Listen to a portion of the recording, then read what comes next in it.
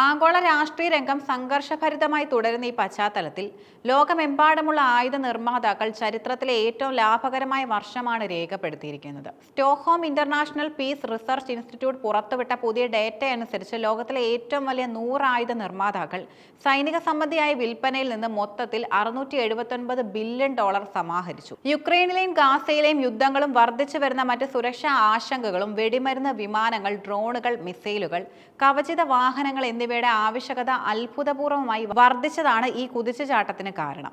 കഴിഞ്ഞ 10 വർഷത്തിനിടെ മുൻനിര നിർമ്മാതാക്കളുടെ വരുമാനം 26% വർദ്ധിച്ചുവെന്ന SIPRIയുടെ വിലയിരുത്തൽ പ്രതിരോധ മേഖലയെ ഈ ദശാബ്ദത്തിലെ ഏറ്റവും വേഗത്തിൽ വളരുന്ന വ്യവസായങ്ങളിലൊന്നായി മാറ്റിയെന്നും വ്യക്തമാക്കുന്നു.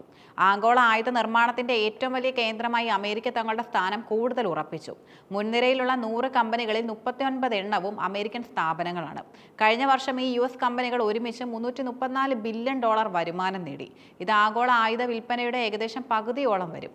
യുക്രൈനിലുള്ള സഹായം വഴി കുറഞ്ഞുപോയ തങ്ങളുടെ ആയുധ സ്റ്റോക്കുകൾ നികത്താൻ യൂറോപ്പിലെ നാറ്റോ അംഗങ്ങൾ ഉൾപ്പെടെയുള്ള രാജ്യങ്ങൾ അമേരിക്കൻ പ്രതിരോധ കരാറുകൾക്ക് വലിയ ഓർഡറുകൾ നൽകാൻ നിർബന്ധിതരായതാണ് ഈ കുതിപ്പിന് പ്രധാന കാരണം. ലോക്ഹീഡ് മാർട്ടിൻ, നോർത്ത് ഗ്രൂമൻ, ആർട്ടിക്സ് തുടങ്ങിയ പ്രമുഖ കമ്പനികൾ ആഗോള റാങ്കിങ്ങിൽ 1-ാം സ്ഥാനത്ത് തുടരുന്നു. F-35 യുദ്ധവിമാനം പോലുള്ള പ്രധാന പദ്ധതികൾ ബഡ്ജറ്റ് ഓവർ റണ്ണുകളും ഉൽപാദന കാലതാമസവും നേരിടുന്നുണ്ടെന്നും റിപ്പോർട്ട് ചൂണ്ടിക്കാണിക്കുന്നു. റഷ്യ ഒഴിവാക്കി SIPRIയുടെ പട്ടികയിലുള്ള 26 യൂറോപ്യൻ സ്ഥാപനങ്ങളുടെ മൊത്ത വരുമാനം 2024-ൽ 13% വർദ്ധിച്ച് $159 ബില്യൺ ആയി. യുക്രൈനിലെ യുദ്ധം യൂറോപ്പിലെ പ്രാദേശിക സുരക്ഷാ ആശങ്കകൾ വർദ്ധിപ്പിച്ചതാണ് ഈ വളർച്ചയ്ക്ക് കാരണം. ശീതയുദ്ധത്തിന് ശേഷം കണ്ടിട്ടില്ലാത്ത വേഗതയിൽ ഉൽപാദനം ത്വരിതപ്പെടുത്താൻ യൂറോപ്പിൽ ഉടനീളമുള്ള കമ്പനികൾക്ക് ചുമതലയുണ്ട്. ജർമ്മൻ കമ്പനികളുടെ വരുമാനം 36% നേട്ടം കൈവരിച്ചു. ജർമ്മനിയിലെ റെയിൻ മെറ്റാൽ പോലുള്ള സ്ഥാപനങ്ങളാണ് ഇതിന് പിന്നിൽ. വർദ്ധിച്ച സൈനിക ചെലവുകൾക്ക് യൂറോപ്യൻ യൂണിയൻ അംഗരാജ്യങ്ങൾ പ്രാധാന്യം നൽകിയതിന്റെ ഫലമാണ് ഈ വളർച്ച. ആഗോള ഉപരോധങ്ങൾക്കിടയിലും റഷ്യൻ പ്രതിരോധ മേഖലയും ശ്രദ്ധേയമായ വളർച്ച രേഖപ്പെടുത്തി. SIPRI റാങ്കിംഗ് ഉൾപ്പെട്ട റഷ്യയിലെ റോസ്റ്റെക്, യുണൈറ്റഡ് ഷിപ്പ് ബിൽഡിംഗ് കോർപ്പറേഷൻ എന്നിവ 23% വളർച്ച നേടി. മൊത്തം $31.2 ബില്യൺ വരുമാനം കൈവരിച്ചു. കയറ്റുമതിയെ ആശ്രയിക്കാതെ യുക്രൈനിലെ യുദ്ധത്തിനായി ആഭ്യന്തര ആവശ്യകത കുതിച്ചുയർന്നതാണ് ഈ വളർച്ചയ്ക്ക് കാരണം. റഷ്യൻ സമ്പദ്വ്യവസ്ഥ അതിന്റെ മുൻഗണനകൾ പൂർണ്ണമായും ഒരു യുദ്ധ സമ്പദ്വ്യവസ്ഥയിലേക്ക് മാറ്റിയെന്ന് SIPRI ഗവേഷകർ നിരീക്ഷിച്ചു. 2022-നും 2024-നും ഇടയിൽ 152 റൗണ്ടുകളുടെ പീരങ്കി ഷെൽ ഉൽപാദനം 420% വർദ്ധിച്ചത് ഈ മാറ്റത്തിന് ഉദാഹരണമാണ്. ആഗോളതലത്തിൽ വളർച്ച ഉണ്ടായപ്പോഴും ഏഷ്യൻ മേഖലയിൽ വ്യത്യസ്ത പ്രവണതകളാണ് ദൃശ്യമായത്.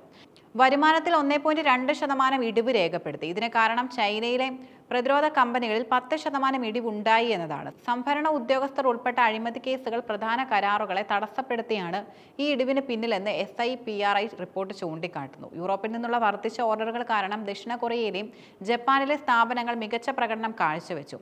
പശ്ചിമേഷ്യൻ കമ്പനികളും പുതിയ നാഴികക്കല്ലുകളിലെത്തി. 9 സ്ഥാപനങ്ങൾ SIPRIയിലെ പട്ടികയിൽ ഇടം നേടി. മൊത്തത്തിൽ $31 ബില്യൺ സമ്പാദിച്ചു. ഇസ്രയേലി സ്ഥാപനങ്ങൾ വ്യോമ പ്രതിരോധ സംവിധാനങ്ങൾ, ഡ്രോണുകൾ എന്നിവയുടെ പ്രധാന വിതരണക്കാരായി തുടരുന്നു. ഇത് 16% വളർച്ചയ്ക്കും കാരണമായി. വരുമാനം റെക്കോർഡ് നിലയിൽ വർദ്ധിച്ചിട്ടും ലോകമെമ്പാടുമുള്ള പ്രതിരോധ കമ്പനികൾ ഉൽപാദനം വർദ്ധിപ്പിക്കുന്നതിലും കാര്യക്ഷമമാക്കുന്നതിലും ഗുരുതരമായ വെല്ലുവിളികൾ നേരിടുന്നുണ്ട്. പ്രധാന തടസ്സങ്ങൾ എന്നത് ഉൽപാദന കാലതാമസം, പരിശീലനം ലഭിച്ച തൊഴിലാളികളുടെ ക്ഷാമം, വിതരണ ശൃംഖലയിലെ തടസ്സങ്ങൾ തുടങ്ങിയവയാണ്. ഇലക്ട്രോണിക്സ് നിർമ്മാണത്തിന് നിർണായകമായ ധാതുക്കളുടെ മേലുള്ള ചൈനയുടെ കയറ്റുമതി നിയന്ത്രണങ്ങൾ യൂറോപ്പിലെയും അമേരിക്കയിലെയും നിർമ്മാതാക്കൾക്ക് അധിക ചെലവും സമ്മർദ്ദവും ഉണ്ടാക്കുന്നു. റഷ്യൻ ടൈറ്റാനിയത്തെ ആശ്രയിക്കുന്നത് അവസാനിപ്പിക്കേണ്ടി വന്നതും ഉൽപാദന ചെലവ് വർദ്ധിപ്പിച്ചു. വർദ്ധിച്ചു വരുന്ന ആവശ്യകതകൾ നിറവേറ്റുന്നതിനായി ഫാക്ടറി ശേഷി വർദ്ധിപ്പിക്കാൻ നിക്ഷേപം നടത്തേണ്ട കനത്ത സമ്മർദ്ദത്തിലാണ് ഈ വ്യവസായം നിലവിൽ. ദീർഘകാല ഓർഡറുകൾ ലഭിച്ചിട്ടുണ്ടെങ്കിലും ഈ ഓർഡറുകൾ കൃത്യസമയത്ത് വിതരണം ചെയ്യാനുള്ള വെല്ലുവിളിയാണ് നിർമ്മാതാക്കൾ നേരിടുന്നത്. ആഗോളതലത്തിലെ സംഘർഷങ്ങൾ വർദ്ധിക്കുമ്പോൾ ലോകമെമ്പാടുമുള്ള സർക്കാരുകൾ പ്രതിരോധ മേഖലയിൽ കൂടുതൽ നിക്ഷേപം നടത്താൻ നിർബന്ധിതരാകുന്നു. ഇത് ആയുധ നിർമ്മാതാക്കൾക്ക് സാമ്പത്തികമായി വലിയ നേട്ടം ഉണ്ടാക്കുമ്പോഴും ലോകമെമ്പാടുമുള്ള സമാധാന അന്തരീക്ഷത്തിന് ഈ പ്രവണത വലിയ ഭീഷണിയാണ് ഉയർത്തുന്നത്.